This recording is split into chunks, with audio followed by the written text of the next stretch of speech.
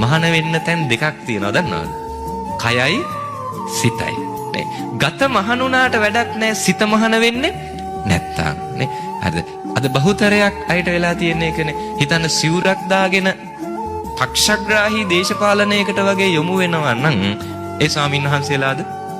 නෑ. සත පහකට ස්වාමීන් වහන්සේලා ගණයට දාන්න එපා. අපි පුද්ගලිකව ස්වාමීන් වහන්සේලා සරණ ගියොත් නිකමට හිතන්න ඔය ඇත්තෝ අද මේ බණ අහලා හරි ඒ හාමුදුරුවන්ගේ බණ හොඳයි ඒ හාමුදුරුවන්ගේම බණ අහනවා ඒ හාමුදුරුව කියන එක තමයි හරි කියලා ඔබ මාව හඹා යන්න හදනවා. හරිද? මම නම් මේ දේශනා අහන අයට යෝජනා කරනවා කවදාවත් මාව නම් සරණ යන්න එපා. කවදාවත් 100%ක් මාව විශ්වාස කරන්න එපා. මොකද මමත් රහත් වෙලා නැති නිසා. අකුසල් තාම මගේ තියෙන නිසා. තාම මමත් පෘථග්ජන නිසා මාව සරණ යන්න එපා. නේ මගෙන්මයි බණ අහන්නේ කියන තැනට කවදාවත් එන්න එපා. එහෙම වුණොත් හිතන්න හෙට දවසේ මගේ අතින් මොකක් හරි වැරද්දක් වෙනවා. මොකෝ වෙන්නේ?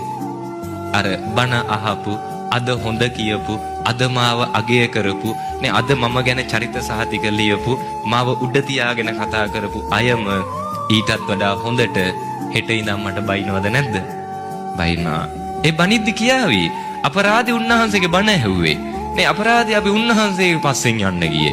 නේ ඔය හාමුදුරුවොත් මෙහෙමනම් ඉතින් ආ යනිත් හාමුදුරුවෝ ගැන කවර කතාවද?